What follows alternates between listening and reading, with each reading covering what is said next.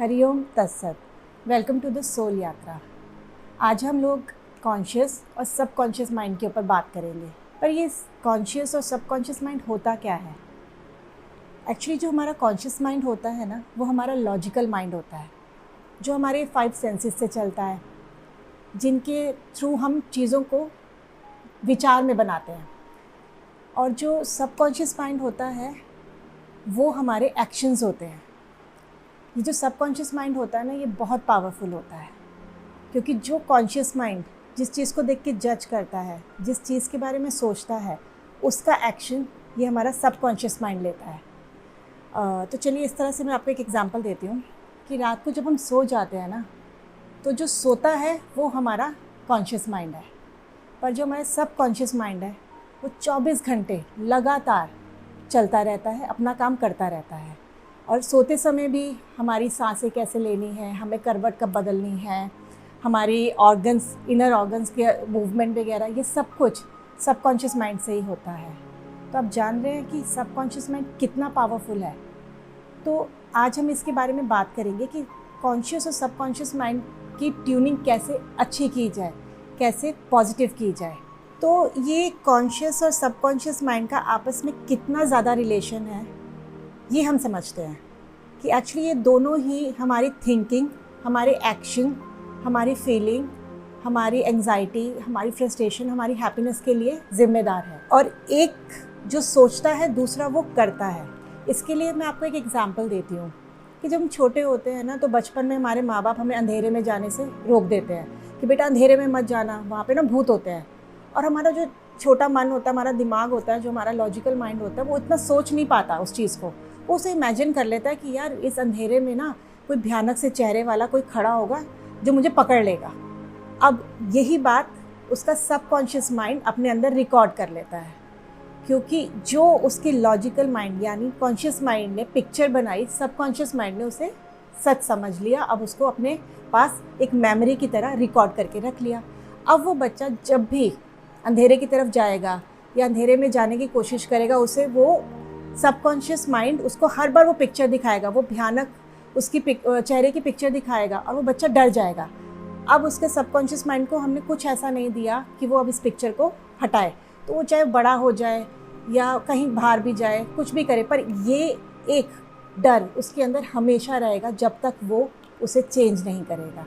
यहाँ पे हमने एक अंधेरे का उदाहरण दिया, पर ऐसे ही हमारे पास कितने उदाहरण होते हैं जीवन में जो हमारे सबकॉन्शियस माइंड में घर कर जाते हैं। और बचपन में हमारा लॉजिकल माइंड इतना एक्टिव नहीं होता कि हम उन चीज़ों को समझ पाएँ और उन्हें प्रोसेस कर पाएँ।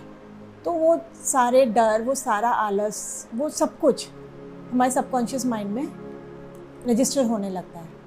तो जो ये सबकॉन्शियस माइंड है ना, इसको हम जैसा प्रोग्राम करें ये वैसा ही हमें देने लगता है। अगर हम हैप्पीनेस का प्रोग्राम करेंगे तो वो हमें हर चीज़ में हैप्पीनेस दिखाएगा, और वहीं पे अगर हम उसके अंदर डर डाल देंगे, उसके अंदर फोबियाज़ डाल देंगे, उसके अंदर आलस डाल देंगे, हम उसे जो भी दिखाएंगे वो हमें वही चीज़ें देने शुरू कर देगा।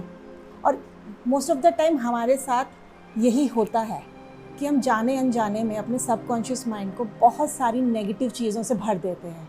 और जब हम लोग बड़े होने लगते हैं ना, तो वही सब चीज़ें हमारी ग्रोथ के आगे आना शुरू हो जाती हैं। उन्हीं की वजह से हमारी ग्रोथ स्टक हो जाती है।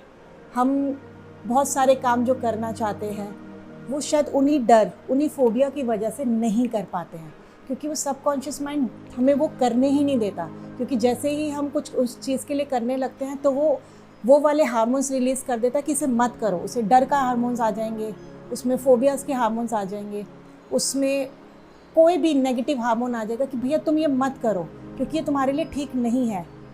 पर हमारे सबकॉन्शियस माइंड को ये नहीं पता कि ये तो बचपन में हमारे अंदर डाले गए थे। बट अब हमें ऐसा क्या करना है कि हमारा कॉन्शियस माइंड और सबकॉन्शियस माइंड एक साथ पॉजिटिव सोचे और हमें हैप्पीनेस की तरफ लेके जाए।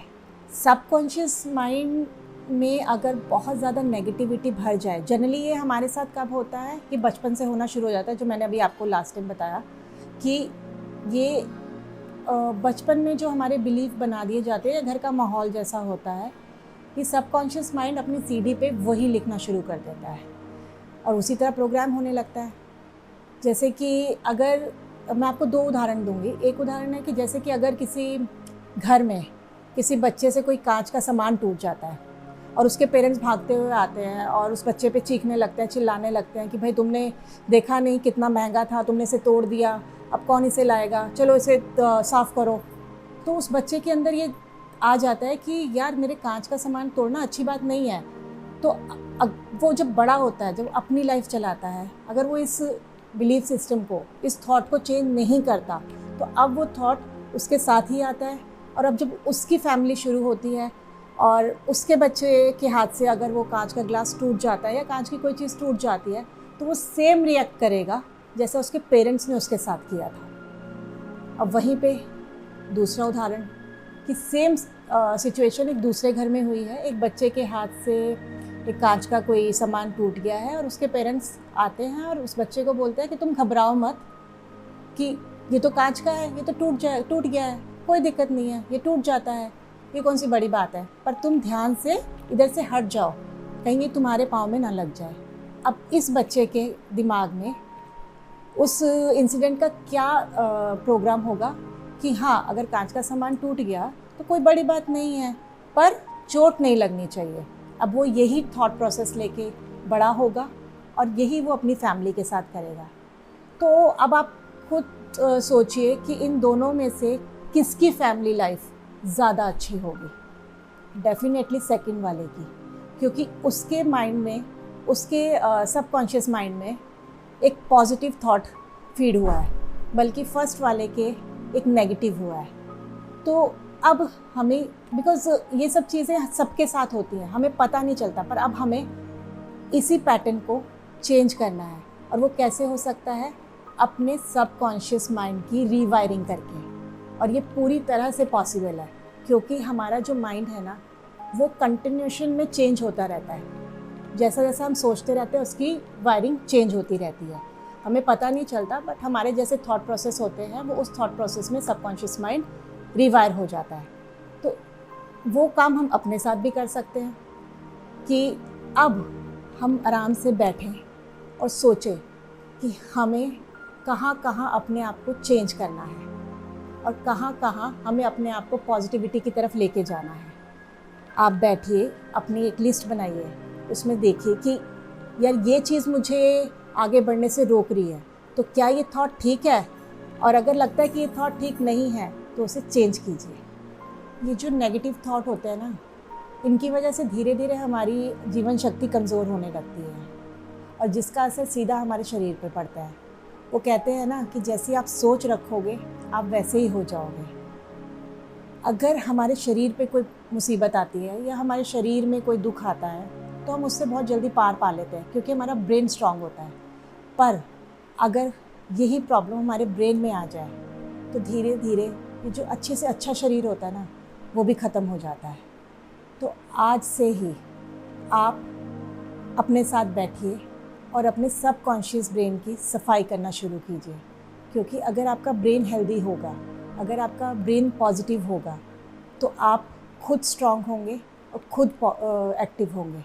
तो कोशिश कीजिए कि आज से ही वो सारे नेगेटिव थॉट्स जो आपकी ग्रोथ को रोक रहे हैं, जो आपको रोक रहे हैं, उनको बैठ के लिखिए और उनकी सफाई करना शुरू कीजिए कि अब हम ये नहीं करेंगे, और उनको एक पॉजिटिव थॉट के साथ रिप्लेस कर दीजिए।